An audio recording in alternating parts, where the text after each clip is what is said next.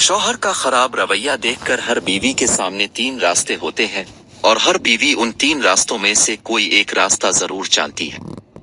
अगर शौहर बीवी के साथ अच्छा सलूक नहीं करता, इसे वक्त नहीं देता, मोबाइल, टेलीविजन और दोस्तों में मसरूफ रहता, ये इसे इज्जत व प्यार नहीं देता, हर वक्त झगड़े करता है, गालियां देता, ये माँ बहन की बातों में आकर बेइज्जत करता है, मतलब किसी भी एतबार से बीवी को राहत की बजाय तकलीफ पहुंचाता, ये तो इस गलीज इंसान की बीवी तीन रास्तों में से एक रास्ता इख्तियार करती है। पहला रास्ता, कुछ बीवियां जो ईमान की कमजोर होती हैं, वो शौहर के खराब रवैया को देखकर गैर मुहर्रम से राबता बना लेती हैं, फिर इसके साथ अपने सिख दुख शेयर करने लगती हैं, और वो शख्स भी इसके साथ बहुत ज्यादा हमदर्दी से पेश आता है। हमदर्दी वाला ये ताल्लुक पहले दोस्ती में तब्दील हैकर दोनों को कबीरा गुनाहों की तरफ ले जाता है। ऐसी सूरत में शौहर, बीवी और उसका हमदर्द तीनों ही सख्त सजा के हकदार ठहरेंगे। दूसरा रास्ता, कुछ बीवियां ईमान की मजबूत होती हैं लेकिन हिम्मत की कमजोर होती हैं। अगर इनका शौहर उनके साथ खराब रवैया रखता है, जैसा कि ऊपर लिख चुका हूं, तो ये बीवियां अपनी इज्जत व आबरू की तो हर दम हर पिल हिफाजत करती हैं, लेकिन अंदर से मुकम्मल टूट जाती हैं।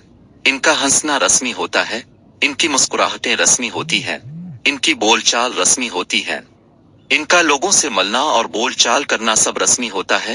ये दिन की रोशनी में अंदर ही अंदर घटती हैं और रात के अंधेरों में खून के आंसू रोती हैं।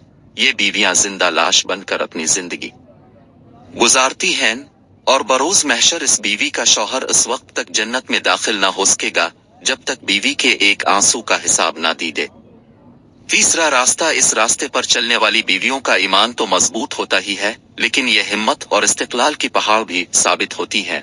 ये मायूस नहीं होती बल्कि फिक्र करती है। ये शौहर के खराब रवैया को खुद के लिए चैलेंज तसव्वुर करती हैं कि किस तरह शौहर को अपनी तरफ माइल किया जाए। ये शौहर के गुस्सा पर सामने जवाब नहीं देती, सब्र करके बर्दाश्त करती हैं।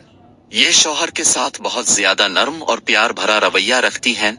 शौहर के आने से पहले खुद को दुल्हन की तरह तैयार कर लेती हैं कि शौहर का ध्यान कहीं और न जाए। ये जानती हैं कि शौहर के वालिदैन की खिदमत फर्ज नहीं, लेकिन फिर भी खुद को सास ससुर में झोंक देती हैं कि बुजुर्गों की दुआओं से इनका घर बसा रहे। ये तकियों में मुंह छुपाकर रोने की बजाय सजदों में रोने को तरजीह देती है। ये सजदों में आंसू बहाकर रब के हुजूर शौहर की वापसी मांगती हैं। ये तहज्जुद में उठकर फिर रब की बारगाह में हाजिरी लगाती हैं और आंखें नम किए अपनी आहिस रब के सामने रखकर अपनी खुशियां मांगती हैं। अल्लाह इनकी हिम्मत और मदद के लिए पुकारने पर उन्हें मायूस नहीं करता।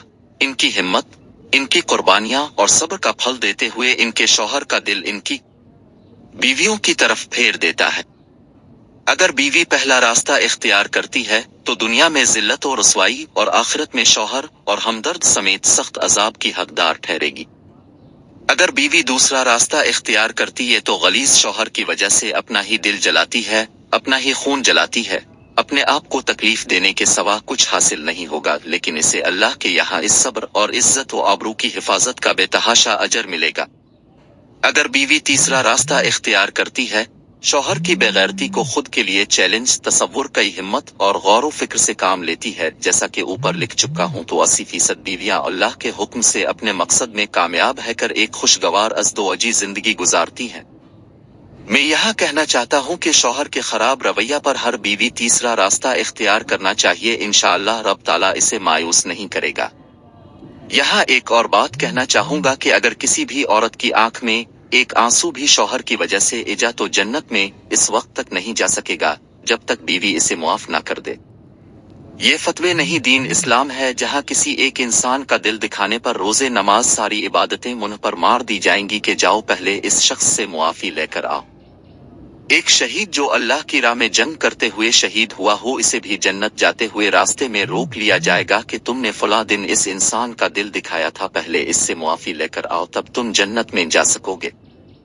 जब एक शहीद को जन्नत में जाने से रोका जा सकता है तो आज हम आम मर्दों की क्या हैसियत है। लिहाजा बीवियों की आंखों में आंसू न आने देना, वरना जन्नत के रास्ते